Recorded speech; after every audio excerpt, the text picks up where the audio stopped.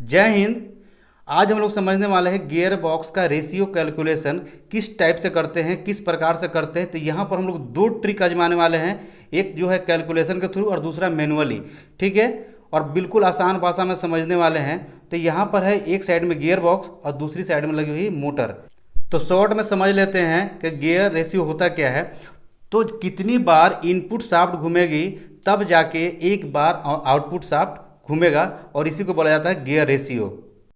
Gear box ratio calculation तब करना पड़ता है जब गियर बॉक्स ज़्यादा पुराना हो जाता है, या फिर उसके नेम प्लेट कहीं मिसिंग हो जाते हैं, या फिर नेम प्लेट पर कुछ दिखता नहीं है।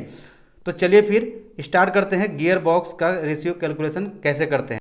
तो सबसे पहले गियर मोटर को बंद करना है, और उसके बाद उसके आउटपुट शाफ्ट पर एक चौक की सहायता से इस पर मार्क कर लेना है, और एक बॉडी पर भी मार्क कर देना है ताकि एक बार इसके घूमने में कितना समय लगता है उस चीज़ के लिए यहाँ पर मार्किंग करना होता है। तो चलिए फिर यहाँ से आप निकाल लीजिए स्टॉप वॉच। आज के डेट में सबके मोबाइल में है स्टॉप वॉच, और स्टॉप वॉच निकाल के और क्या करना है कि जो गियर मोटर है और स्टॉप वॉच दोनों को एक साथ में ऑन करना है, और उसके बाद टाइम नोट कर लेना है। जो हेड पुली है यानी कि जो शाफ्ट है वो एक बार घूमने में कितना समय लेता है। ठीक है, जैसे मान लिया कि यहाँ पर ये 3 सेकंड समय लिया है एक रेवोल्यूशन लेने में, तो जैसे ही वो चक्कर पूरा कर लेता है वैसे ही स्टॉप वॉच और आपको गियर मोटर दोनों को एक साथ बंद कर देना है। तो यहाँ पर सिंपली आपको सबसे पहले गियर मोटर को स्टॉप कर देना है, और गियर मोटर स्टॉप करने के बाद इस पर एक चौक से मार्किंग कर देना है उसके आउटपुट शाफ्ट पर और एक बॉडी पे। क्लियर है। उसके बाद निकालना है आपको स्टॉप वॉच, और गियर मोटर और स्टॉप वॉच को एक साथ ऑन कर लेना है।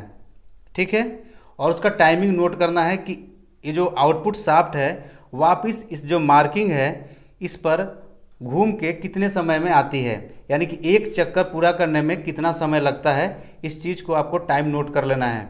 ठीक है, तो यहाँ पर क्या करना है कि जैसे ही एक चक्कर पूरा करता है वैसे ही गियर मोटर और स्टॉप वॉच दोनों को बंद कर देना है, और बंद करने के बाद वहाँ पर टाइम नोट कर लेना है। जैसा कि यहाँ पर हमने टाइम नोट किया था 3 सेकेंड। क्लियर है, तो 3 सेकेंड निकल के आया है। आउटपुट शाफ्ट की एक बार घूमने का जो समय लगा है वो 3 सेकेंड लगा है। टाइम नोट करना और इस टाइप के प्रोसेस में थोड़ा वर्क करना थोड़ा सा रिस्की होता है, तो इसमें आपको सेफ्टी का ख्याल रखना चाहिए, और सेफ्टी का ख्याल रखते हुए इस टाइप का काम करें। तो चलिए फिर स्टार्ट करते हैं।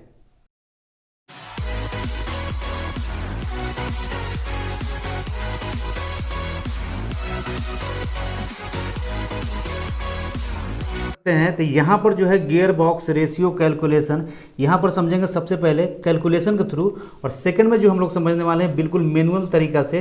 तो सबसे पहले कैलकुलेशन के थ्रू हम लोग इसे सोल्व कर लेते हैं। तो जो हमारा हेड पुली था, हेड पुली को एक बार रेवोल्यूशन लेने में कितना लग रहा था, 3 सेकंड का टाइम ले रहा था ये। ठीक है, तो 1 मिनट में ये कितना बार रेवोल्यूशन लेगा, यानी कि 3 सेकंड में अगर ये एक बार ले रहा है ये, तो 60 सेकंड में कितना लेगा। तो 1 मिनट में 60 सेकंड होता है। तो यहाँ पर आपको क्या करना है, 60 डिवाइडेड बाई 3 कर देना, और यहाँ पर निकल के आ जाएगा 20। तो 20 यानी कि 1 मिनट में ये 20 बार रेवोल्यूशन लेगा ये, यानी कि जो गियर बॉक्स का जो आरपीएम निकल के आ गया है, गियर बॉक्स आरपीएम वो निकल के आया 20। एक बार घूमने में 3 सेकंड ले रहा था, और 1 मिनट में 60 सेकंड होते हैं। तो 60 से सिंपली आप जब डिवाइड कर देंगे इसे 3 को, तो ये आपका निकल के आ जाएगा गियर बॉक्स का आरपीएम, ये जो 20। अब बस एक स्टेप और लेना है और आपका निकल के आ जाएगा गियर रेशियो। तो यहाँ पर जो मोटर का जो आरपीएम था 1440, और जो गियर बॉक्स का आरपीएम निकल के आ गया 20। तो यहाँ पर क्या करना है आपको, मोटर का आरपीएम से 1440 डिवाइडेड बाई 20 कर देना है। ठीक है, तो ये जो निकल के आ जाएगा आपका, जब आप इसे डिवाइड करेंगे तो डिवाइड करने के बाद ये निकल के आ जाएगा 72। ठीक है, 72:1। यहाँ पर एक और क्लियर कर लीजिए आप, ये जब मोटर 1440 बार रन करेगी तब जो हमारा गियर बॉक्स है वो 20 बार घूमेगा। ठीक है, यानी कि दोनों को अब आरपीएम यहाँ निकल चुका है, और दोनों का आरपीएम से जब डिवाइड कर देंगे तो वो निकल के आ जाएगा हमारा गियर रेशियो। यहाँ पर इसका ये मतलब है कि यदि इनपुट शाफ्ट 72 बार घूमेगा तब जाके आउटपुट शाफ्ट 1 बार घूमेगा। तो ये यही होता है गियर रेशियो। चलिए फिर सेकंड में चलते हैं हम लोग कि सेकंड में जो मैनुअली तरीका से हम लोग कैसे निकालना है उसे देख लेते हैं। ये है गियर बॉक्स और ये वी बेल्ट की सहायता से ऑपरेट होता है।